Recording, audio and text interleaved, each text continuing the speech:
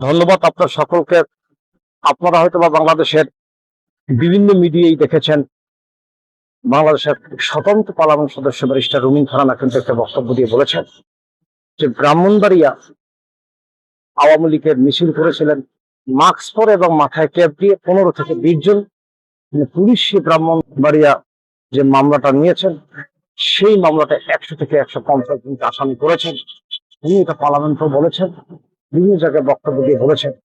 আজকে কিন্তু বাংলাদেশের মানুষরা কিন্তু বলছেন, কেউ তো অপরাধ করে থাকেন, সে অপরাধের বিরুদ্ধে আপনি মামলা নেবেন, আপনার পুলিশ তার বিরুদ্ধে আইনি পদক্ষেপ নেবেন, সে বিষয়ে আমাদের কোনো বক্তব্য নেই। কিন্তু বিনা অপরাধে আপনারা মানুষদেরকে গ্রেপ্তার করছেন বা মামলা বাণিজ্য করছেন। এই মামলা বাণিজ্য বাংলাদেশের শেষ বাণিজ্য হবে না।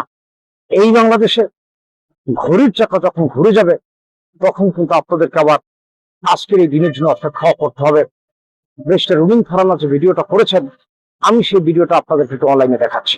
ব্রাহ্মণবাড়িয়াতে আওয়ামী লীগ গত পরশু বা তার আগের দিন একটা মিছিল করেছে।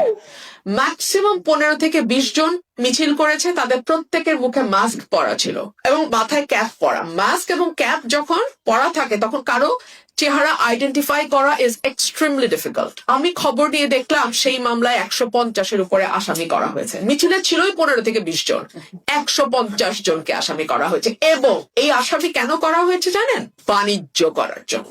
ভয় দেখানো হয় ফোন দিয়ে, নাম কিন্তু দিয়ে দিব টাকা না দিলে, এত টাকা দিতে হবে। লোকাল বিএনপি লিডারদের পুলিশের সঙ্গে ডিরেক্ট কানেকশন থাকে। পুলিশের সঙ্গে টাকা পয়সা লোকাল বিএনপি লিডাররা ভাগ বাটোয়ারা করে কোন মামলায় কতজন আসামি দিবে, কিভাবে দিবে সেটা ঠিক করা হয়। মেম্বার অফ পার্লামেন্ট ব্যারিস্টার রুমিন ফারহানার বক্তব্য বোঝা যায় রাষ্ট্রযন্ত্র নিজেরাই এখন অপরাধ করছেন। যেখানে 15 থেকে 20 জন লোক মিছিল করেছেন, যদি আইন তার অমান্য করে থাকেন আপনি তাদেরকে আসামি করতে পারেন, কিন্তু মামলা বাণিজ্য করার জন্য 100 থেকে 150 জনকে আসামি রাষ্ট্র করেছেন। রাষ্ট্রযন্ত্রী তো এখন বড় ধরনের অপরাধ করছেন। রাষ্ট্রযন্ত্রী অপরাধ থেকে বাংলাদেশের গণমানুষরা কবে মুক্তি পাবে? আজকে কিন্তু গ্রাম বাংলার সাধারণ মানুষরা সেই অপেক্ষায় রয়েছেন। মনে রাখবেন, আজকের এই দিন আগামী দিনে থাকবে না। আগামী দিনে হয়তোবা আজকের এই মানুষকে হয়রানি করেছেন, সেজন্য আপনাদের অনুশোচনা করতে হবে। এই বাংলাদেশে জোয়ার ভাটার দেশ, এই দেশে কোনো কিছু স্থায়ী থাকে না। কিন্তু আজকের এই প্রেক্ষাপটে 15 থেকে 20 জন লোক মিছিল করেছেন, আওয়ামী লীগের 100 থেকে 150 লোককে আসামি করে হয়রানি করছেন।